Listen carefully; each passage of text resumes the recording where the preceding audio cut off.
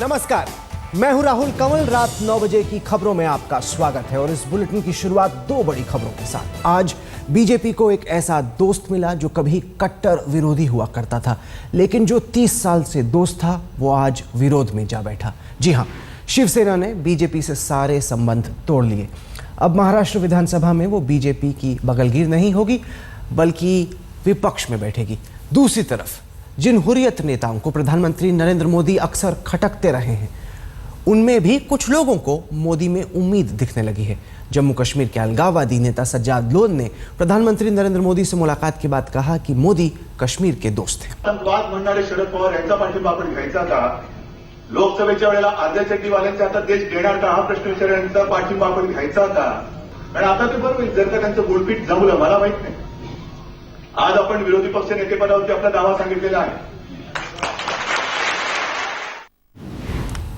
वैसे तो आज सुबह से ही लगने लगा था कि शिवसेना बीजेपी से नाता तोड़ लेगी, लेकिन एनसीपी नेता शरद पवार ने जैसे ही साफ किया कि वो बीजेपी को समर्थन करेंगे, वैसे ही शिवसेना ने अपने लिए एक नई भूमिका तैयार कर ली। अब वो महाराष्ट्र विधानसभा में विपक्ष में बैठेगी।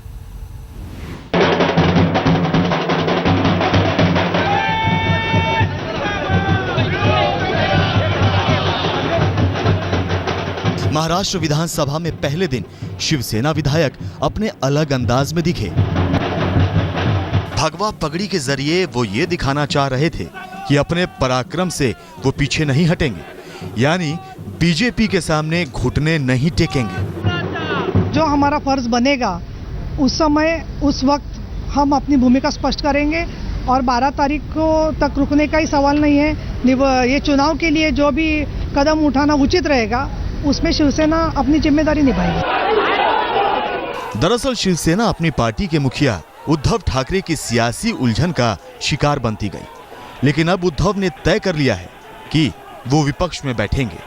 इसके लिए विधानसभा सचिव को उन्होंने चिट्ठी लिखकर यह भी कह दिया है कि उनकी पार्टी के एकनाथ शिंदे विपक्ष के नेता बनेंगे। उधर बीजेपी को लगता है कि परसों विश्वास मत तक बात बन सकती है।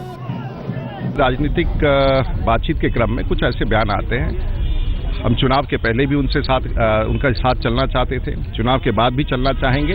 इसलिए मैं समझता हूं कि इस विषय पर बहुत ज्यादा कोई टिप्पणी करने की आवश्यकता, आगे चर्चा होगी निश्चित होगी। शिवसेना ये भी दिखाने से बाज नहीं आ रही कि हिंदुत्व के मुद्दे की वही अकेली आलमबरदार है। इसीलिए फडणवीस सरकार के इस फैसले का वो विरोध कर रही है, जिसमें स्कूली शिक्षा को उर्दू से जोड़ा जा रहा है।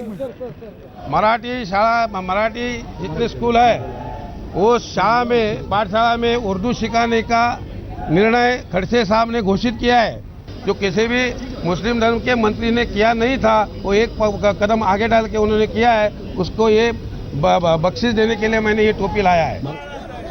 विधानसभा के पहले ही दिन जिस तरह शिवसेना विधायक विपक्षी सीट पर बैठे, उससे साफ है कि चुनाव बाद बीजेपी से सुलह समझौते के रास्ते बंद हो रहे हैं। मुंबई से कमलेश सुतार के साथ आज तक ब्यूरो।